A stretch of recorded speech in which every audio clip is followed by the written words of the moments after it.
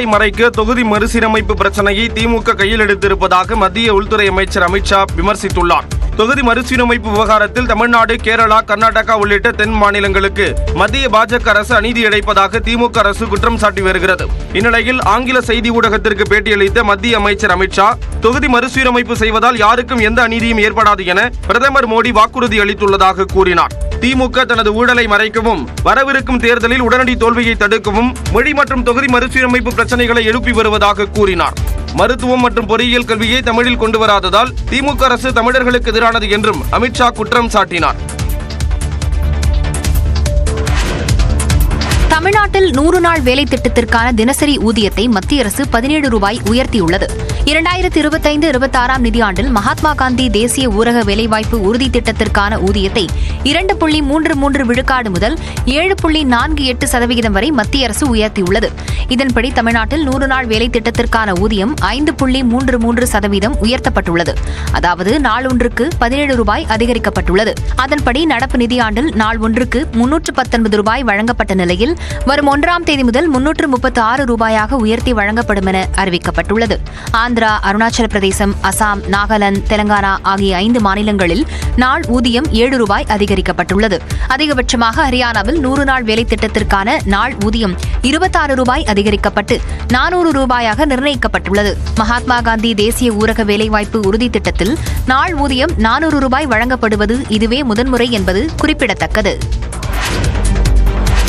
ஏடிஎம்களில் இலவச பரிவர்த்தனை அளவுகளை தாண்டினால் வசூலிக்கப்படும் கட்டண அளவு 21 ரூபாயிலிருந்து 23 ரூபாயாக உயர்த்தப்பட உள்ளது. ஏடிஎம் மையங்களில் கார்டுகளை பயன்படுத்தி பணப்பரிவர்த்தனை மேற்கொள்ளும் சேவைகளுக்கான கட்டணங்களை மத்திய ரிசர்வ் வங்கி மாற்றியமைத்துள்ளது. அதன்படி இலவச பரிவர்த்தனை எண்ணிக்கை தாண்டினால் மே 1ஆம் தேதி முதல் கூடுதலாக 2 ரூபாய் வசூலிக்கப்படும். அதாவது தற்போது வசூலிக்கப்படும் கட்டண அளவான 21 ரூபாய் இனிமேல் 23 ரூபாயாக வசூலிக்கப்படும். சொந்த வங்கி ஏடிஎம்மில் ஒருவர் மாதம் 5 முறை இலவச பரிவர்த்தனை மேற்கொள்ளலாம். இது தவிர பிற வங்கி ஏடிஎம்களில் மெட்ரோ நகரமாக இருந்தால் மாதம் 3 முறை கூடுதலாக இலவச பரிவர்த்தனை மேற்கொள்ளலாம். மெட்ரோ நகரம் அல்லாத பிற பகுதிகளாக இருந்தால் மாதம் 5 முறை இலவச பண பரிவர்த்தனைகளை மேற்கொள்ள முடியும். பணம் எடுப்பது மட்டுமல்லாமல் இருப்பை சரிபார்ப்பது மற்றும் மினி ஸ்டேட்மெண்ட் எடுப்பது உள்ளிட்டவையும் கூட ஒரு பரிவர்த்தனையாக கணக்கில் கொள்ளப்படும். கேஸ் டேங்கர் லாரி உரிமையாளர்கள் வேலைநிறுத்தம் தொடரக்கூடிய நிலையில் எரிவாயு தட்டுப்பாடு ஏற்படாது என்று எண்ணெய் நிறுவனங்கள் தெரிவித்துள்ளன. 2 ஆக்சல் லாரிகளுக்கு உரிமை வழங்க வேண்டும் மற்றும் எல்லா லாரிகளுக்கும் கிளீனர் வேண்டும் என்பதனை தவிர்க்க வேண்டும் உள்ளிட்ட 5 அம்ச கோரிக்கைகளை வலியுறுத்தி கேஸ் டேங்கர் லாரி உரிமையாளர்கள் காலவரையற்ற வேலை நிறுத்தத்தில் ஈடுபட்டுள்ளனர். இந்த வேலை நிறுத்தம் தொடர்பாக அறிக்கை வெளியிட்டக்கூடிய எண்ணெய் நிறுவனங்கள் வாடிக்கையாளர்கள் பதற்றமடைய வேண்டாம் என்றும் சீரான தங்கு தடையற்ற எரிவாயு விநியோகத்தை உறுதி செய்ய அனைத்து நடவடிக்கைகளும் எடுக்கப்பட்டு வருவதாகவும் தெரிவித்துள்ளன. மேலும் போராட்டத்தில் ஈடுபட்டுள்ளவர்கள் மக்களின் நலன் கருதி வேலை நிறுத்தத்தை திரும்பப் பெற வேண்டும் என்றும் எண்ணெய் நிறுவனங்கள் கேட்டுக் கொண்டுள்ளன.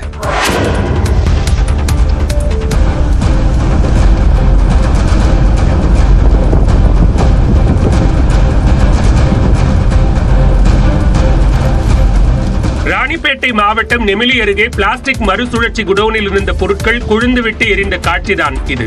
இந்த குடோனில் நெமிலி மற்றும் அதனை சுற்றியுள்ள பல்வேறு பகுதிகளில் இருந்து சேகரித்து எடுத்து வரப்படும் பிளாஸ்டிக் கழிவுகள் கொட்டப்பட்டு தரம் பிரிக்கப்படுகின்றன. இந்நிலையில் அந்த குடோனில் திடீரென தீ விபத்து ஏற்பட்டது. தீயணைப்பு வீரர்கள் அங்கு வருவதற்குள் தீ மளமளவென பரவியது. அங்கிருந்த பிளாஸ்டிக் கழிவுகளும் எரிந்த நிலையில் கரும்புகை வெளியேறியது.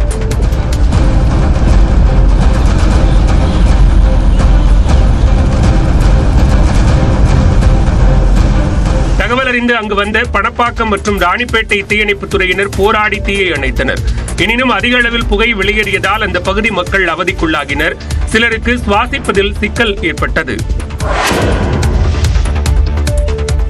செங்கல்பட்டு மாவட்டத்தைச் சேர்ந்த பிரபல ரவுடி அசோக்கை சிங்கப்பெருமாள் கோவில் அருகே வைத்து காவலர்கள் சுட்டுப் பிடித்தனர். திருப்போரூரைச் சேர்ந்த அசோக் மீது 25க்கும் மேற்பட்ட வழக்குகள் நிலுவையில் உள்ளன.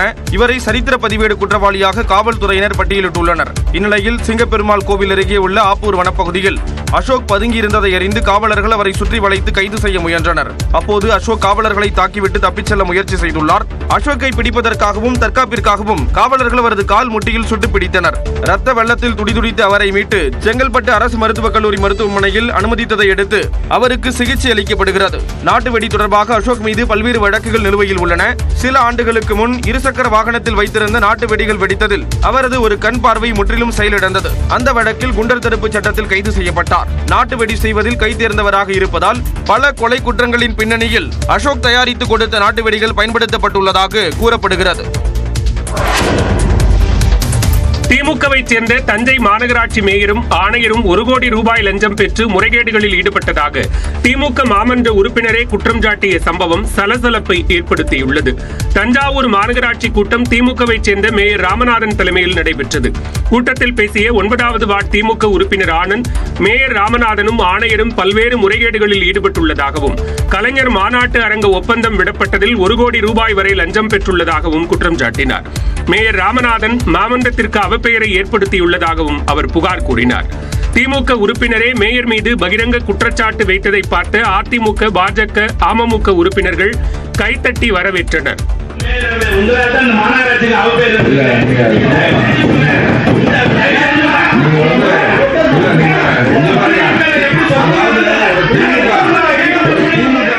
திமுக உறுப்பினர் தொடர்ந்து குற்றச்சாட்டு வைத்ததை அடுத்து அனைத்து தீர்மானங்களும் நிறைவேற்றப்பட்டதாக கூறிவிட்டு அவசரமாக மேயர் ராமநாதன் கூட்டத்தை விட்டு வெளியேறினார்.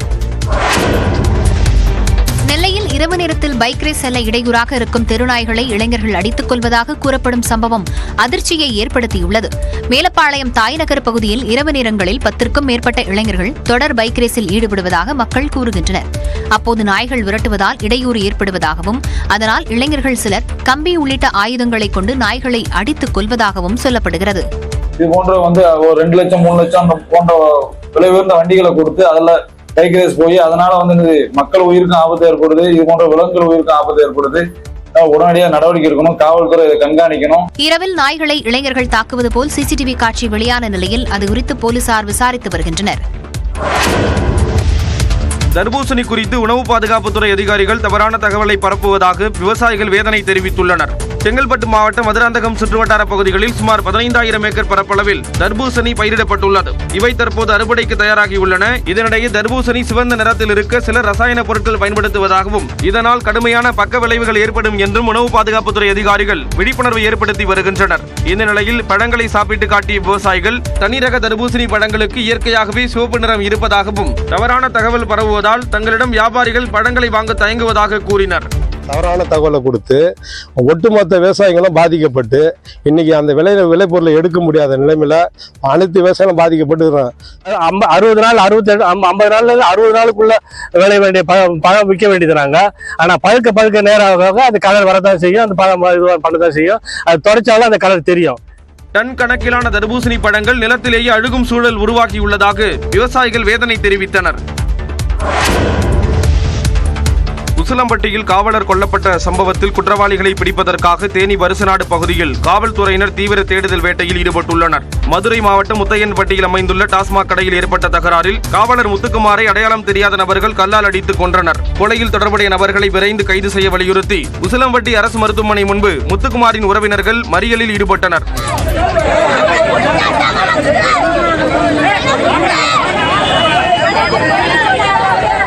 காவலரின் குடும்பத்திற்கு உரிய நிவாரணம் மற்றும் அரசு வேலையை காலை 10 மணிக்குள் வழங்காவிட்டால் மீண்டும் சாலை மறியலில் ஈடுபடுவோம் என அவர்கள் கெடு விதித்துள்ளனர். இதனிடையே குற்றவாளிகளை பிடிக்க 6 தனிப்படைகள் அமைக்கப்பட்டுள்ளன. காவலர் படுகொலை வழக்கில் தொடர்புடையவர்கள் தேனி மாவட்டம் வருசநாடு வனப்பகுதியில் பதுங்கியிருப்பதாக காவல்துறையினருக்கு தகவல் கிடைத்தது. உசிலம்பட்டியில் இருந்து இருசக்கர வாகனத்தில் சென்ற குற்றவாளிகள் வருசநாடு பகுதிக்கு சென்றது சிசிடிவி காட்சிகள் மூலம் தெரிய வந்தது. இதையடுத்து குற்றவாளிகளை பிடிப்பதற்கு திண்டுக்கல் சரக டிஐஜி வந்திதா பாண்டே தலைமையிலான காவலர்கள் குழு வருசநாடு பகுதியில் தீவிர தேடுதல் வேட்டையில் ஈடுபட்டுள்ளது.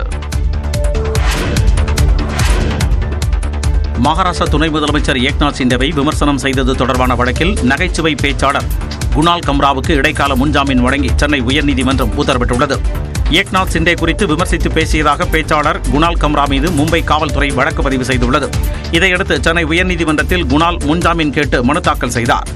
அந்த மனுவில் தான் விழுப்புரத்தில் வசித்து வருவதாகவும் சிவசேனா தொண்டர்களால் தனது உயிருக்கு ஆபத்து உள்ளதால் இடைக்கால முன்ஜாமீன் வழங்க வேண்டும் என்றும் கோரியிருந்தார். இந்த வழக்கு சென்னை உயர்நீதிமன்ற நீதிபதி சுந்தர்மோகன் முன்பு விசாரணைக்கு வந்தது. அப்போது மனுதாரர் தரப்பில் சுரேஷ் ஆஜராகி குணால் யார் பெயரையும் குறிப்பிட்டு வீடியோ வெளியிடவில்லை என்று வாதிட்டார். நன்கு அறியப்பட்ட நகைச்சுவை பேச்சாளரான குணாலின் நையாண்டி பேச்சு என்பது அவரது பேச்சு சுதந்திரம் என்றும் வாதங்களை முன்வைத்தார். ஆளுங்கட்சி அமைச்சர்களால் குணால் மிரட்டப்படுவதாகவும் அவரது தரப்பு குற்றம் சாட்டியது. இதையடுத்து மகாராஷ்டிரா போலீஸ் பதிலளிக்க உத்தரவிட்டு வழக்கை ஏப்ரல் 7ஆம் தேதிக்கு நீதிபதி ஒத்திவைத்தார். அதுவரை குணால் கம்ராவை கைது செய்யக்கூடாது என இடைக்கால முன்ஜாமீன் வழங்கியும் உத்தரவிட்டார்.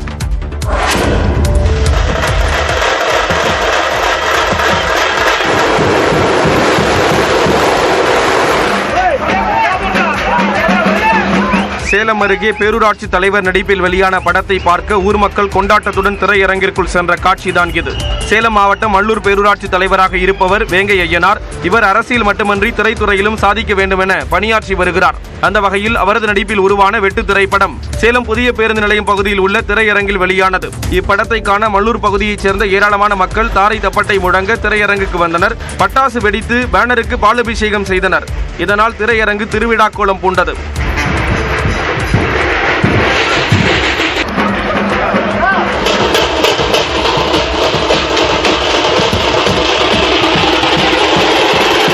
உச்ச நட்சத்திரங்களின் படங்களுக்கு இணையாக கூட்டம் தியேட்டரில் குவிந்ததால் அப்பகுதி சிறிது நேரம் பரபரப்பாக காணப்பட்டது. தென்காசி அருகே தேசிய ஊரக வேலைவாய்ப்பு திட்டத்தில் மோசடி செய்யப்பட்டிருப்பது அம்பலமாகியுள்ளது. வாசுதேவநல்லூர் அருகே வேலாயுதபுரம் கிராமத்தில் மயானத்திற்கு அருகில் சோனையார் குட்டம் என்ற நீர்நிலை உள்ளது.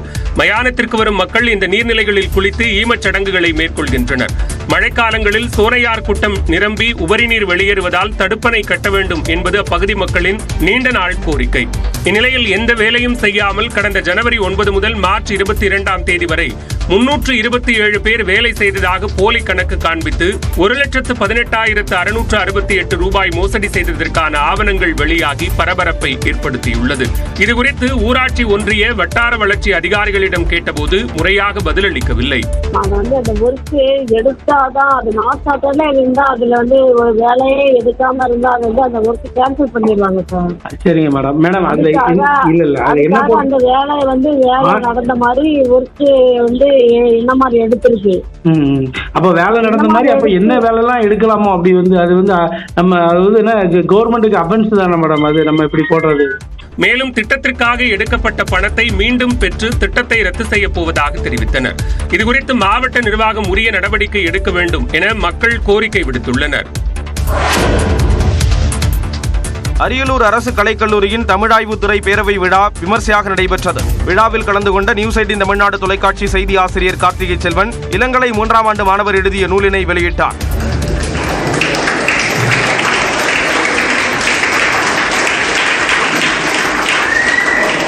கல்லூரியில் நடைபெற்ற மாவட்ட அளவிலான கவிதை, கட்டுரை, எழுத்து, பேச்சு, கையெழுத்து உள்ளிட்ட போட்டிகளில் வெற்றி பெற்ற மாணவ மாணவிகளுக்கு சான்றிதழ் வழங்கப்பட்டது. நிகழ்ச்சியில் வரலாற்று துறையின் அகழாய்வில் கண்டெடுக்கப்பட்ட தொன்மையான பொருட்களும் காட்சிப்படுத்தப்பட்டன.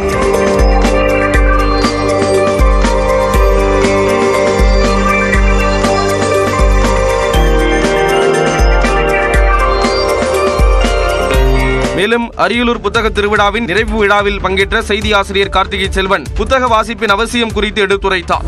மனிதர்களை உணர்ந்து கொள்வார்கள், உலகத்தை உணர்ந்து கொள்வார்கள்.